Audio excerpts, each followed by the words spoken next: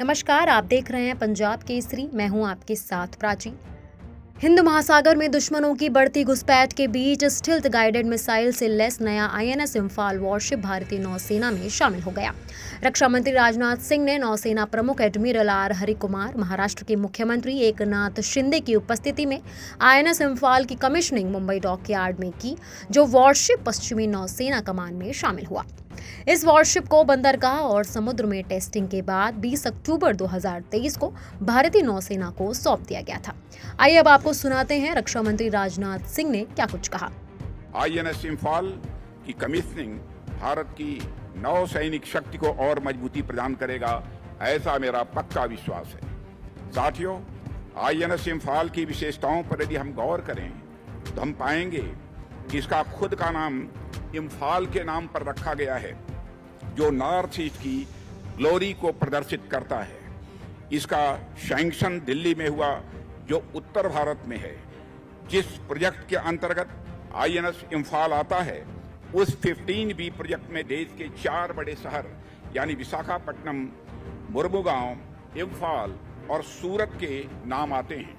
INS Imphal खुद Visakhapatnam class के अंतर्गत आता है, जो दक्षिण भारत को रिप्रेजेंट करता है। इसे बनाया गया है मझगांव डॉक शिप बिल्डर्स के द्वारा, जो मुंबई यानी पश्चिमी भारत में है। तो यह कहा जा सकता है कि उत्तर दक्षिण, पूरब पश्चिम, हर जगह का प्रताप आईएनएस इम्फाल में शामिल है, जो भारत की एकता और अखंडता को दर्शाता है। साथियों, मेरी दृष्टि से आईएनएस इम्फाल की सबसे बड़ी विशेषताओं में से एक है उसका पूरी तरह से भारत में ही कंसेप्चुअलाइज्ड, डिजाइन और कंस्ट्रक्टेड होना। आप जब आईएनएस इम्फाल के डिफरेंट पार्ट्स पर गौर करेंगे तो आप देखेंगे कि आईएनएस इम्फाल पर ब्रह्मोस एयर स्पेस ने ब्रह्मोस मिसाइल इंस्टॉल किया है। इस पर टॉर्पीडो ट्यूब लॉन्चर्स को एलएनटी ने इंस्टॉल किया है। रैपिड गन माउंट को भेल ने इंस्टॉल किया है। मीडियम रेंज मिसाइल्स को बीईएल ने इंस्टॉल किया है। और इसके अलावा कई सारे स्टार्टअप्स भी इसके निर्माण में शामिल हैं। आईएनएस इम्फाल नौसेना द्वारा स्वदेशी रूप से डिजाइन किया गया विशाखापट्टनम श्रेणी के 4 विध्वंसक युद्धपोतों में से तीसरा युद्धपोत है। इसे नौसेना के युद्धपोत डिजाइन ब्यूरो ने डिजाइन किया है। इसके 75% साजो सामान स्वदेशी हैं। ये सार्वजनिक क्षेत्र के उपक्रम मझगांव डॉक लिमिटेड मुंबई में बनाया गया है। आइए अब आपको सुनाते हैं एडमिरल आर हरिकुमार ने क्या कुछ कहा। This is a reflection of our commitment towards becoming a fully Atmanirbhar Navy by 2047. So we are moving in that direction vigorously. If you are aware of the commissioning of Vikrant last year in September last year, and since then we have moved ahead quite a bit. So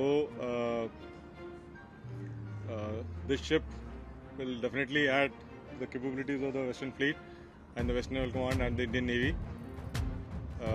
And I wish all the best to the crew of Imphal. The name Imphal is also very significant. This is the first time that we are naming a major warship after a city in the northeast of Bharat. So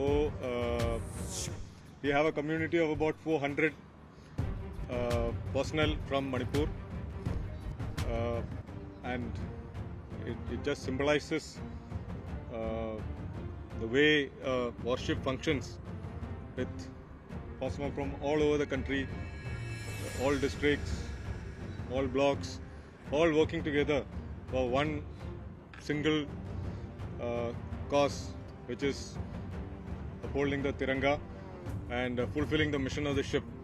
So they all work together to make sure that the ship succeeds in whatever task is given to her. तो सुना आपने, are Harikumar ने बताया कि मणिपुर की राजधानी पर इसका नाम रखा गया है। आईएनएस इम्फाल उत्तर पूर्व भारत के एक प्रमुख शहर का प्रतिनिधित्व करने वाला पहला युद्धपोत है, जो इस क्षेत्र को सरकार द्वारा दिए गए महत्व को उजागर करता है। Imphal guided missile stealth destroyer के प्रोजेक्ट 15B वर्ग में तीसरा है और पूरी तरह से स्वदेशी रूप से संकल्पित, डिजाइन और निर्मित किया गया है। जिसे भारतीय नौसेना की अडिगता का एक चमकदार प्रतीक होने का गौरव प्राप्त है, साथ ही आत्मनिर्भरता और साथ ही एक भारत श्रेष्ठ भारत का प्रमाण है। आईएनएस इम्फाल न केवल समुद्र या उससे उत्पन्न होने वाले भौतिक खतरों से ही सिर्फ नहीं निपटेगा, बल्कि इससे भी महत्वपूर्ण बात यह है कि ये वॉरशिप हमारी राष्ट्रीय एकता को नष्ट करने की कोशिश करने वाले नापाक मंसूबों को भी रोक देगा।